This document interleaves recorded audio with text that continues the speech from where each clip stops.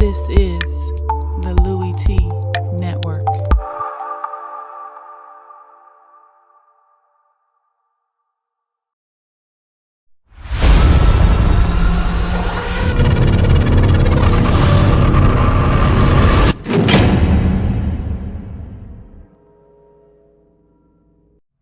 Who else could it be?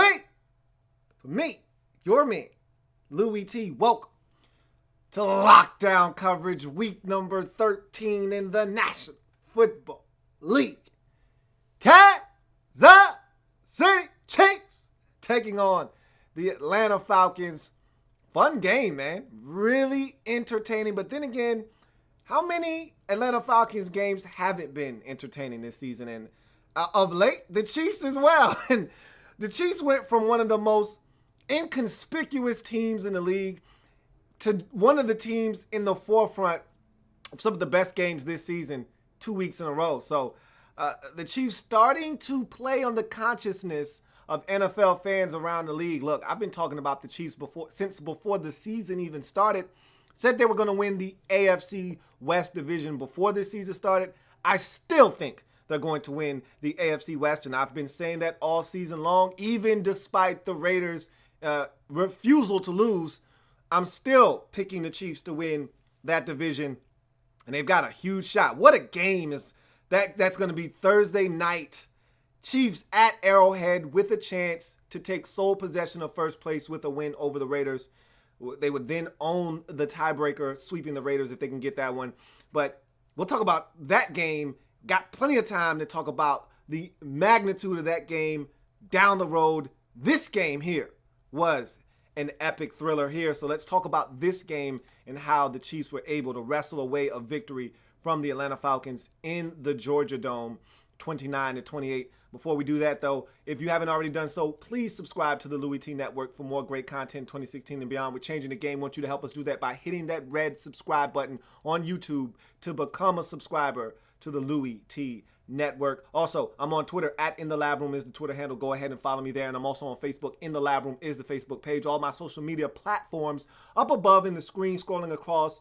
Make sure that you handle yours and do all of those things. Subscribe, follow, and like. Now, let's jump into this breakdown of the Chiefs and the Atlanta Falcons. We'll start with the Chiefs in this ball game because I saw a lot of good things from this Chiefs team and things that I got to get off my chest because I'm excited about this Chiefs team and what the future could hold, because I think the AFC is wide open, and if the Chiefs can find a way to win the AFC West, get the second best record in the AFC, maybe even the first. Who knows? The Patriots don't scare anyone. The Raiders, you win that division, you could have the best record. If everyone has to come through Arrowhead, this could be a scary Chiefs team that could go all the way to the Super Bowl. They're that good. I'll tell you why a little bit later on, but let's look at this game in particular. Let's not look big picture and get all excited about this Chiefs team. Let's look macro here. Let's take a look at this or micro, I should say. Let's not go macro right now. Let's go micro and look at this particular game. The penalties early were costly for the Chiefs in this game. You had Daniel Sorensen with the pass interference penalty on a third down in the end zone, resulting in the football being put at the 1 first and goal. The Falcons would later run that in for a touchdown. So that's a huge play on the first possession, giving up that touchdown when you had a chance to force them to settle for a field goal. Then EB with a huge pass interference penalty. I didn't think he needed to necessarily do that. Matt Ryan threw up a moon ball. There were about 3 Chiefs defenders around, but Barry, obviously the closest one in coverage with Julio Jones. If he just looks and locates, I think he's got a chance to at least knock it down. I don't think he has a chance to necessarily make a play on it, try to pick it off, but he could probably have knocked that football down, but I think he panicked. He didn't know where the ball was, and he tackled Julio Jones before the ball got there. Easy pass interference call. That led to a field goal. So you're talking about 2 major penalties helping result in 10 points for the Falcons early in this football game. Those penalties were costly early for this Chiefs football team. But I said that, and in the same breath, this defense was the savior early in this game, the red zone defense, to be specific. The Falcons got down there, and if not for the Sorensen penalty, they probably have to settle for a field goal there. The Falcons struggled in the red zone. It was because of this Chiefs defense. Red zone defense for the Chiefs, they were 1 of 3 in allowing touchdowns in the red zone early in this game, forcing the Falcons to have to settle for field goals. Instead of this game getting out of hand and the Falcons running away with an early lead, if they get one of those, another one of those early possessions to turn into a touchdown instead of having to settle for 2 field goals, this score isn't 13 to 7 or 13 to 6 or whatever it was at that time. It's 17, it's 21, and they're up big and they're at home and the crowd is involved, and this Chiefs team probably doesn't win this game, but they're able to dig in. And there was one possession, 1st and goal from the 3-yard line. The Falcons had it and they weren't able to get in and had to settle for a Matt Bryant field goal. So this red zone defense early, and you could even go into the second half. Falcons get inside the red zone again, find themselves in a 4th and 2 situation. They go for it and do not convert. Okay, so Chiefs defense, red zone specifically, huge in this game. In a game that you win by 1 point, the red zone defense was the difference in the game. Gutsy call on 4th and 1 by head coach Andy Reid from the 3-yard line. They could have gotten a first down there. They decide to go play action fake, and they bootleg it out to the running back Spencer Ware, who was wide open in the flats, who catches it, runs in for his 2nd touchdown of the game. He was huge in this game with Spencer Ware as well, but that was a gutsy call. In a game full of gutsy calls, Andy Reid, known for more of his conservative approach to the game, calls not only a 4th and 1 decision, and I think he understood what he was up against in this game. You're not playing against a team where you can get away with kicking field goals and think you're going to win, especially on the road against a Falcons football team that can score with the best of them. You're not going to get away with settling for field goals in this game if you expect to win. You're going to have to score touchdowns, and I think that was indicative of his decision-making, going for it there on 4th and 1 when he could have easily just settled for a 22-yard Cairo Santos field goal or at 21 yards. And then turning around and going for the fake punt early in the 3rd quarter to extend the lead out from 20 to 19 to 27, or excuse me, I think it was 20 to 16 at the time, extend that lead out to 27 to 16 with the huge play by Albert Wilson to get in the end zone. So I think what Andy Reid understood is that, look, we're going to have to score points if we're going to beat the Falcons in the Georgia Dome. Simple as that. We're not going to get away with scoring 23 today. We're not going to get away with scoring 24. If we want to win this game, we're going to have to score basically 30 points, and that's what they did, scoring 29. And so some gutsy calls on the part of Andy Reid, and they paid off huge dividends for this Chiefs team in this game. Let's talk about Eric Berry, the difference maker, because I talked about this before the season started and how, you remember, if memory serves me correctly and serves you correctly as well, Eric Berry had to hold out this offseason because he was under the franchise tag and he was looking for a long-term deal, and the Chiefs were like, hey, we still want to see more of you. You're just coming back from, cancer and all that. You played well last year. We love you. We want you around, but we just need to see more. And so everybody's like, cool, okay, whatever, cool. I want my deal, but okay, I'll come in, but I'm going to come in on my terms. And so he showed up right before the season started. And this team, I talked about this in the offseason, they don't win without Eric Berry. It's proven. It's fact, okay? That is actually on record. When Eric Berry is healthy and he plays an entire season or the majority of it, this team goes to the playoffs. When Eric Berry gets injured and doesn't play, this team doesn't make the playoffs.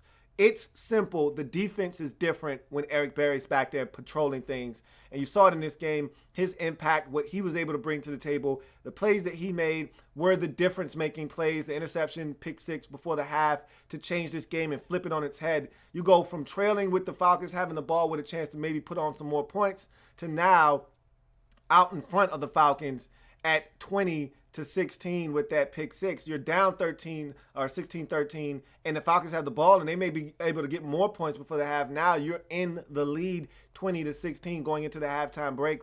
And then the biggest play of the game, arguably, the two-point conversion interception that he flips and turns into 2 points for his team, which gives them the lead. It's not often that you give up a touchdown that gives up the go-ahead score, but by the time your team receives the kickoff, they're back ahead because you've been able to turn the tables and flip the game by getting the two-point conversion and taking away those 2 points and putting it on the scoreboard for your team. And Barry did that with that two-point conversion turnover that he generated and the 2-point conversion that he ultimately gave his team, which was the go-ahead score, game-winning score in this game at 29-28. So Eric Berry is a huge difference maker.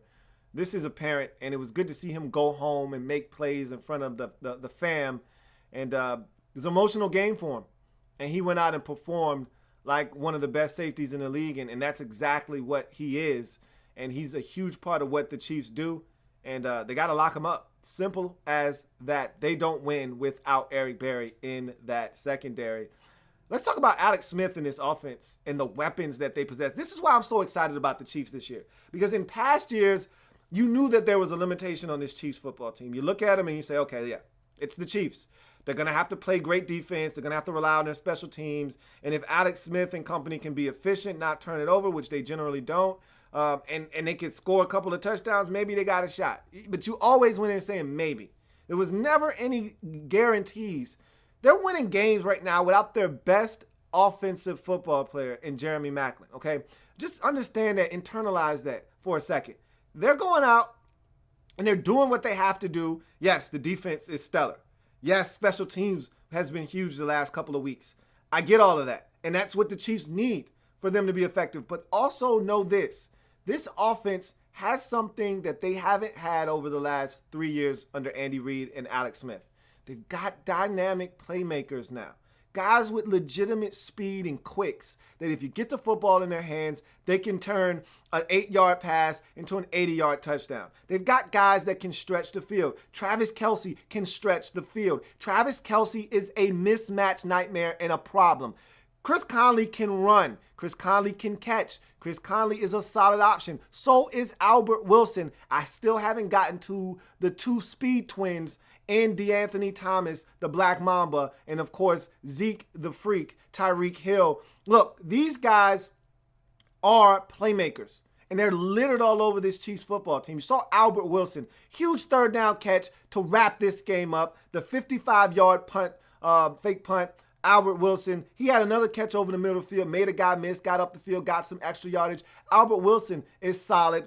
You look at Chris Conley, didn't have a huge input in this game, but I tell you what, this is a guy that can also help you down the road. Maclin, when he comes back, automatically getting a number one receiver back makes a huge difference. And you don't have to rush him back because of the success you've had. You've been able to rest this guy and continue to allow him to fully heal up. So that's going to be something that you get back in the arsenal when he hits the field. Not to mention Travis Kelce, one of the best tight ends in the league. I think he's in the top 3 easily. Jordan Reed, Rob Gronkowski, Travis Kelce, you put them in whatever order you like. But this guy, complete package. If you're talking complete tight ends, he's better than Jordan Reed because Jordan Reed isn't a great blocker. But if you're talking receiving tight end, you probably put Reed ahead of him. But Kelce isn't that far behind. Love his game. He was huge in this game, over 140 or 30 yards in this game, 8 grabs, a lot of yards after the catch. He was tremendous, and that's what he brings to the table, a guy that is a mismatch nightmare. Had the catch over Keanu Neal on the early first possession of the game. They move it right down the field after giving up that touchdown. He was a huge part of the reason they were able to get right back down and answer a score with the score. And so this offense, it's totally different. It's a dynamic. And Spencer Ware out of the backfield gives you that legitimate threat to catch it and run it out of the backfield, so you're not missing anything.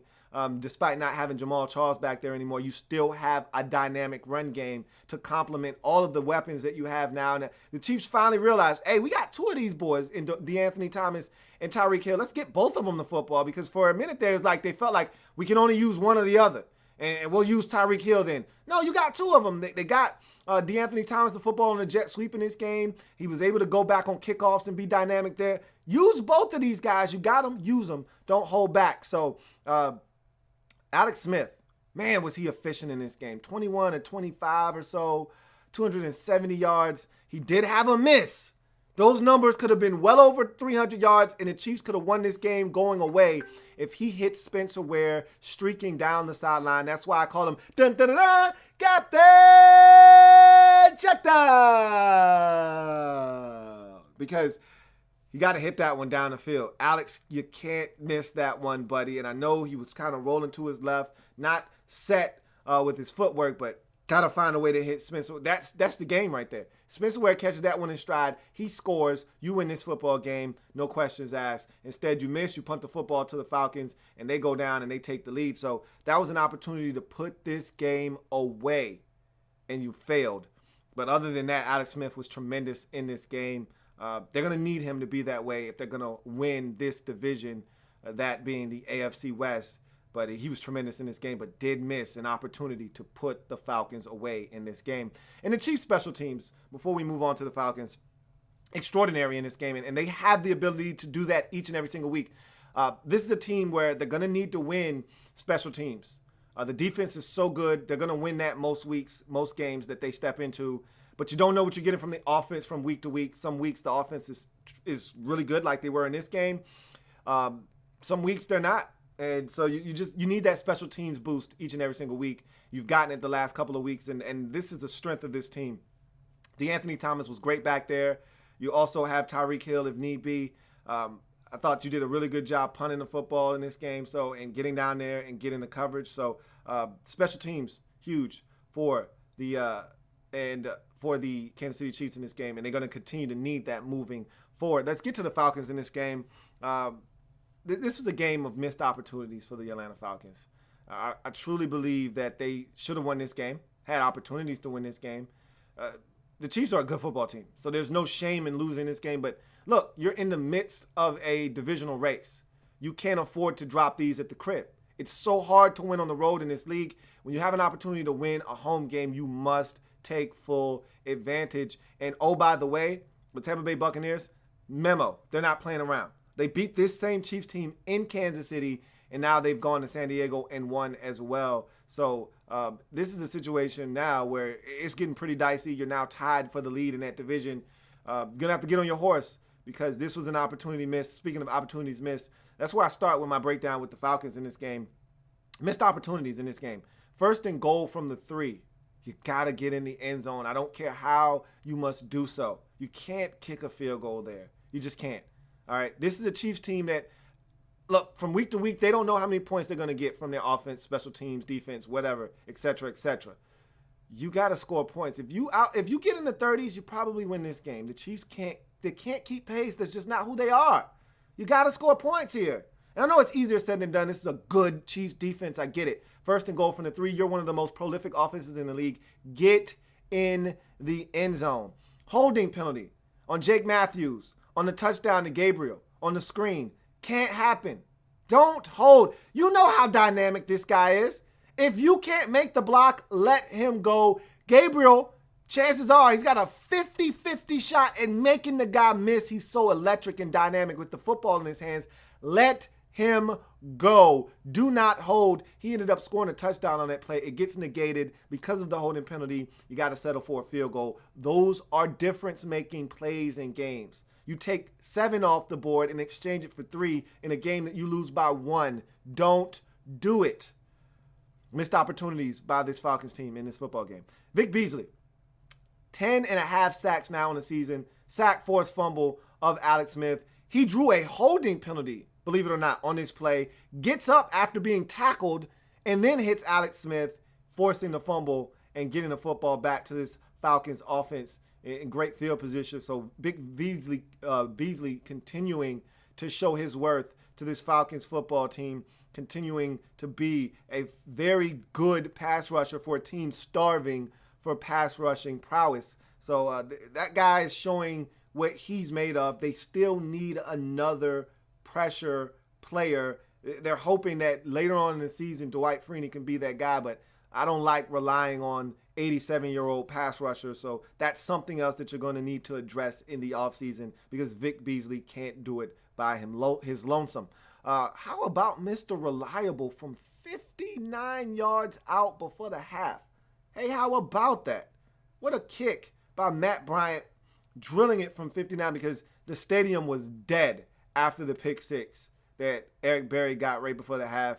And that field goal got the crowd back into things and made this an interesting game. And as a matter of fact, I think I said earlier the score was 16-13 at the time of the Berry pick. It was 13-13 at the time of that Eric Berry pick because the extra point had been blocked by the Chiefs, for the Chiefs. Falcons were able to block it. And that pick six by Berry made it 20-13, and the Falcons were able to move it down the field and get into a field goal range for Matt Bryant, who drilled it from 59 yards to make it 20-16. So my apologies there, but man, that's a weapon when you've got a kicker who is timeless that can drill it from 59 yards out. Big kick by Bryant there. Let's talk about Matt Ryan and the mistakes in this game, because he was doing a great job of steering clear of these mistakes earlier in the season when we were talking about Matty Ice for MVP. That's gone by the wayside now. I don't think he's any longer in that discussion. I think some other players have passed him by, and I think he has made too many mistakes now to have himself in that discussion any longer. The pick six before the half, that can't happen. You can't directly attribute 9 points to the opposite team in a game that you lose by 1. You can't do that, or I should say 8. You can't directly give up 8 points. And that pick six before the half and that 2-pointer at the end of the game, that was the difference in this game. For all of the good that Matt Ryan does, those mistakes negate that. Because at the end of the day, all anyone wants to talk about are the mistakes, especially when they turn directly into points. And you can't have it. There was another throw in there that could have been picked off, maybe even should have been picked off by the Kansas City thief, Marcus Peters, down by the goal line. Again, you can't afford to make these mistakes. I think it hit him in both of his hands and he just dropped it. Matt Ryan has to be better. He can't make these types of mistakes because it's going to cost his team. And if he's not careful, not only is it going to cost his team in games like this, it's going to cost his team a playoff spot as well. It's getting tight now. Last 4 games of the season, he needs to go back to playing some of his best football. If not, his team is going to suffer and they're going to miss the postseason because the Buccaneers are now playing red-hot football. They're not messing around. In this NFC wildcard race, you don't want to get involved in that. Win your division, steer clear of the wild card. You don't want to get yourself into a mess. It's a fray back there. You don't want to get into that. Stay out of it by winning your division. The way you win your division, winning football games. The way you win football games, not turning the football over. It's simple. This team is so dynamic offensively. If you don't turn it over, you're going to get something, albeit a field goal, maybe, but you have to get something. How about that decision to go for it? In a game that you ultimately lose by 1 point, how about going for it on 4th and 2 instead of settling for the field goal there? At the time, you're down 27-16, so maybe the thought process there is we're down 11, we need a score, but you still needed 2 scores at that time. A touchdown and 2-point conversion and a field goal. So why not just take the points there? Again, that's 2020. Hindsight is 2020. You know, we can look back now and say what you should have, could have, and maybe should have done, but you didn't. And bottom line is, you got to eliminate the mistakes. That's essentially what the gist of this discussion was. You got to eliminate the mistakes if you're Matt Ryan. You can't afford to have them. It's as simple as that. But this is the Falcons team. They're young on defense. Still having a bunch of mental breakdowns. The touchdown to Spencer Ware, all the linebackers froze. Like, I don't know if they thought it was a run or what, but Kelsey's running a little bit of a clearing route, sort of a pick, but nobody reacted.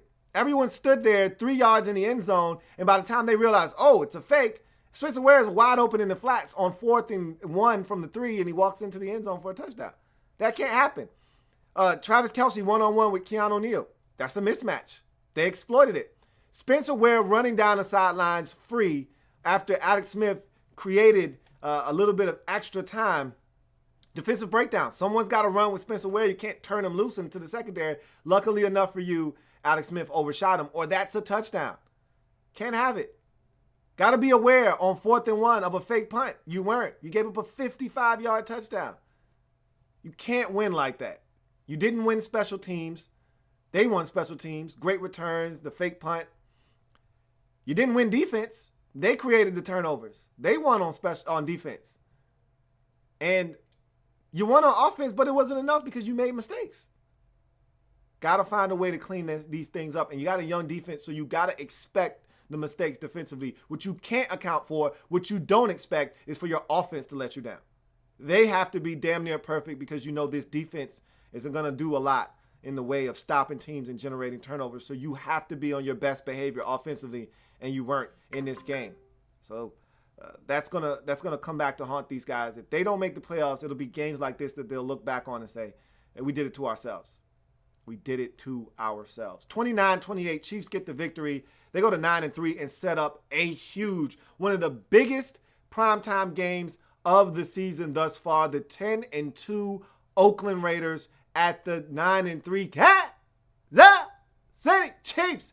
I cannot wait. Bart Scott can't wait for Thursday night for that one. That will be an AFC West showdown of epic proportions. Some family business you do not want to miss. As for the Falcons, it's go time. Buccaneers win on the road in San Diego, getting their record to 7-5. Falcons losing this game, drop to 7-5. We're in a two-way tie. It's going to come down the stretch to those two teams. Forget about the Saints. Forget about the Panthers. These two teams battling it out. The final 4 games of the season. Can the Falcons hold on to what they've basically had all season long, which is the lead in the NFC South Division? We're going to find out in these final 4 games what this team is made of. They're young. What does their heart say? Do they have enough to get it done and hold on to this division? We're going to find out. With that being said, DG Productions says, Vic B still doing his thing, but Barry got us. Indeed, he did. That's going to wrap it up here on Lockdown Coverage. Chiefs victorious 29-28. Run their record to 9-3. Set up a huge Thursday night football showdown. Family business style. AFC West versus the Oakland Raiders. That should be a lot of fun. Meanwhile, the Falcons 7-5. Deadlocked atop the NFC South Division with the Tampa Bay Buccaneers. They still own the tiebreaker right now, even though they split the season series. Right now, they're still technically in the lead in that division, but don't leave it to chance. Handle yours if you're the Falcons, who are now 7-5 after this loss. If it happens in the National Football League, whether big or small, we cover it all here in the Lab Room on Lockdown Coverage. Come back and join me as I've got plenty of games to break down in week number 13 in the National Football League. You know how I do it, covering the entire league like a blanket. I'm your man, Louie T, signing off. I'll see you a little bit later on. I'm coming back with Bears and 49ers. I'll see you then. Have a good one.